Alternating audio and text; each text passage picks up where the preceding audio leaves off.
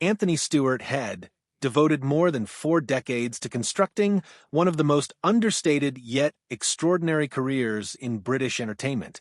Starting from his roots in London theatre and a celebrated advertising campaign that turned him into a recognizable face across the United Kingdom, he went on to earn worldwide acclaim as the scholarly, battle-tested Rupert Giles in Buffy the Vampire Slayer.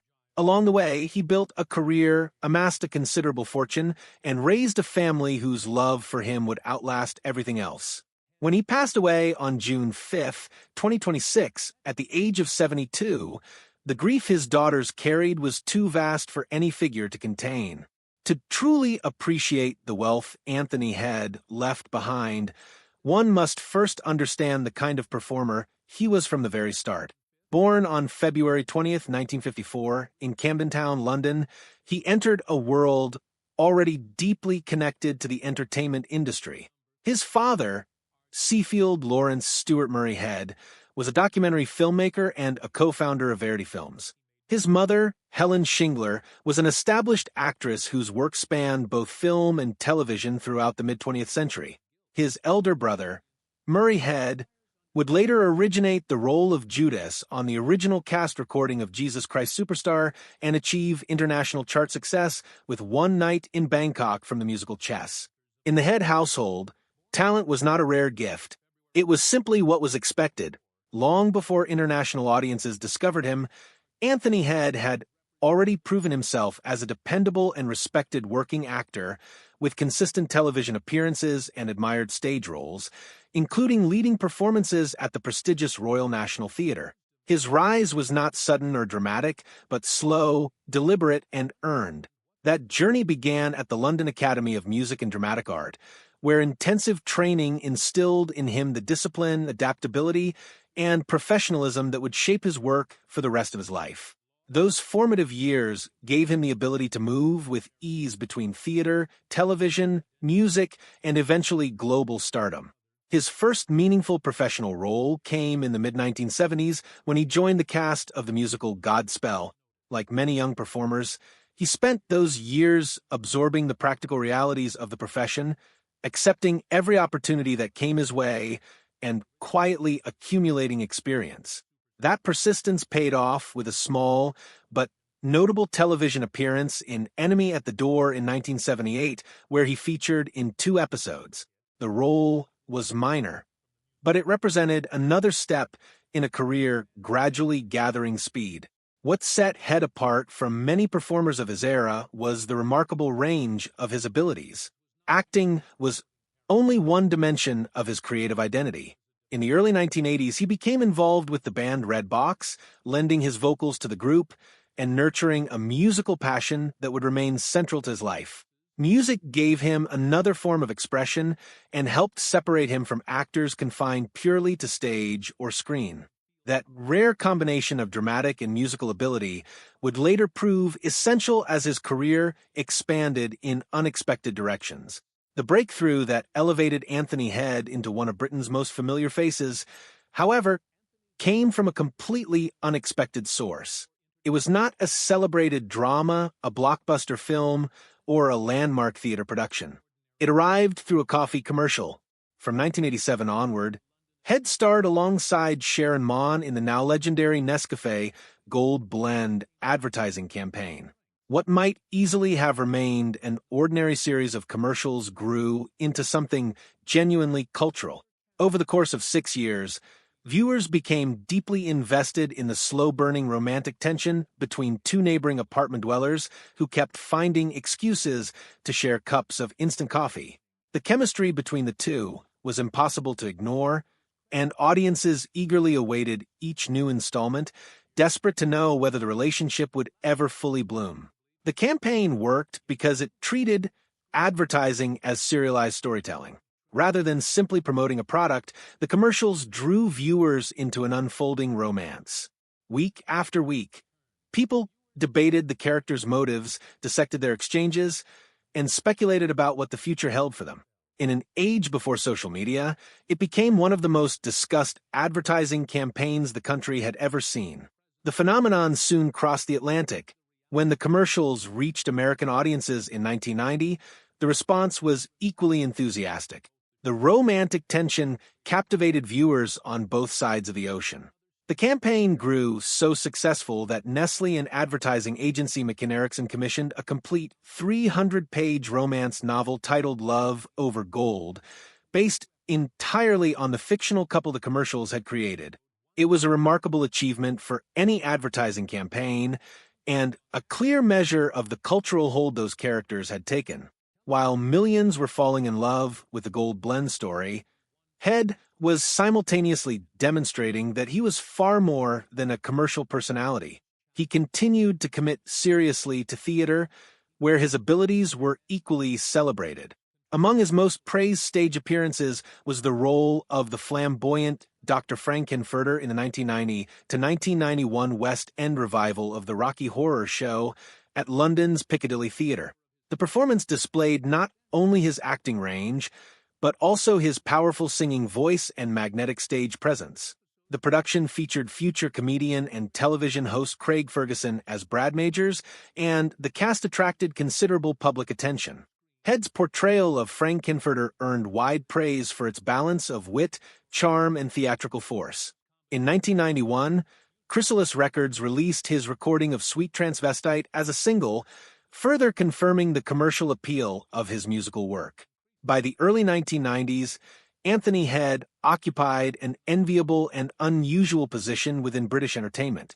He had earned credibility on prestigious stages, recognition from one of the country's most successful advertising campaigns, solid television experience, and genuine musical ability. Very few performers navigated so confidently between such different areas of the industry. More than that, he had earned a reputation as a versatile professional capable of meeting almost any creative challenge placed in front of him. What no one fully grasped at the time was that all of these seemingly unrelated experiences were quietly preparing him for the role that would change everything.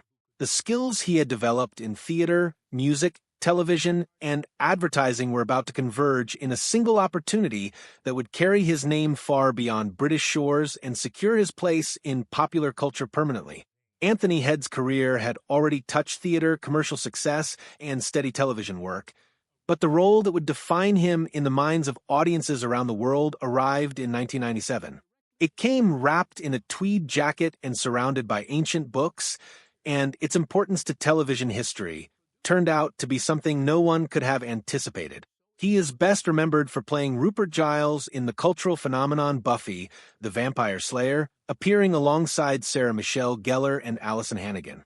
When the series debuted on March 10, 1997, few could have predicted that it would become one of the most influential genre television programs ever made. Across 7 seasons, ending in 2003, Buffy evolved from a sharp supernatural drama into a genuine cultural landmark that continues drawing new generations of devoted viewers decades on. At the heart of that achievement was the bond between Buffy Summers and Rupert Giles. On the surface, Giles was Buffy's watcher, a representative of an ancient council charged with preparing and supporting Slayers in their ongoing war against evil. In reality, however, he became something far more meaningful. He was her instructor, her strategist, her protector, her confidant, and ultimately the closest figure to a second father she ever had. What made Giles so compelling was the way Head brought dimensions to the character that no script could have provided alone. A lesser performer might have played him as a stiff, bookish authority figure whose main function was delivering information. Head chose a very different approach. He gave Giles warmth beneath the reserve, quiet humor beneath the seriousness, and genuine vulnerability beneath the intellectual surface. The character was deeply learned and exceptionally capable, yet he frequently appeared just as lost and overwhelmed by life as everyone around him. That humanity made him someone audiences could truly connect with. Viewers trusted Giles because Buffy trusted Giles. Over time, audiences watched their relationship shift from teacher and student into something that resembled a family. Giles worried about Buffy, disagreed with her, shielded her, and occasionally let her down. He made errors in judgment. He wrestled with impossible choices. He lived with guilt. He felt fear. all of those qualities lifted him from supporting character to one of the series' most essential emotional presences. Many fans came to believe that Giles embodied the moral core of Buffy the Vampire Slayer. While Buffy fought the physical battles, Giles consistently offered the understanding needed to make sense of what those battles actually meant. His presence grounded a series that regularly balanced supernatural chaos with profoundly human stories about loss, friendship, identity, and the difficulty of growing up. That connection with audiences did not go unrecognized. In 2001, Head received a Saturn Award nomination for Best Supporting Actor on Television from the Academy of Science Fiction, Fantasy, and Horror Films. The recognition reflected what fans had long been saying. Rupert Giles was not merely a supporting player. He was one of the most cherished figures in the entire Buffy universe. The affection viewers felt for Giles was rooted in Head's capacity to make him feel like a real person.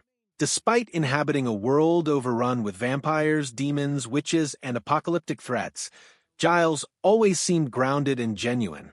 He could deliver an ancient prophecy in one breath and express frustration over something entirely ordinary in the next.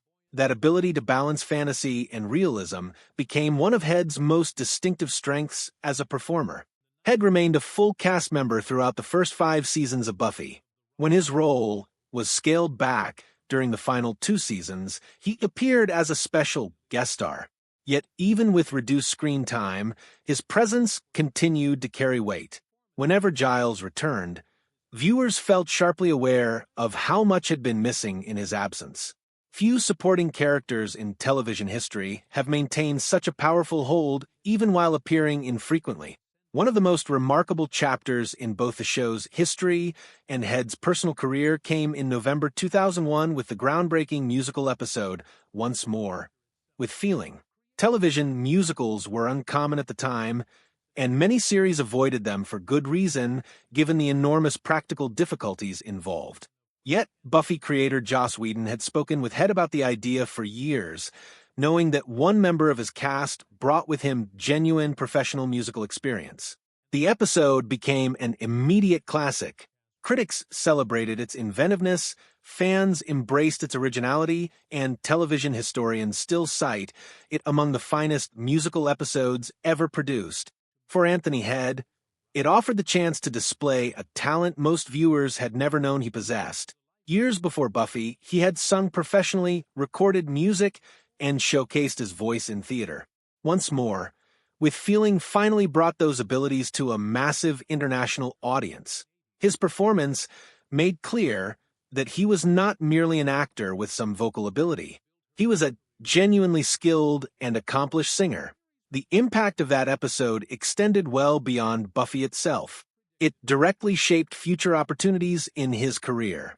The producers of Repo, the genetic opera, were so struck by his musical performance that they cast him as Nathan Wallace, also known as the Repo Man. The role required a performer capable of sustaining intense dramatic material while delivering demanding musical numbers, and Head proved more than equal to it. His musical interests continued to grow. In 2002, while still part of the Buffy cast, he collaborated with musician George Sarah on an album titled Music for Elevators. The project gave him the space to pursue a more personal and experimental creative direction. It was not designed as a mainstream commercial release, but as a genuine artistic exploration. Several of his Buffy co-stars contributed to the project, including James Marsters. Their participation revealed something meaningful about Head's standing within the production.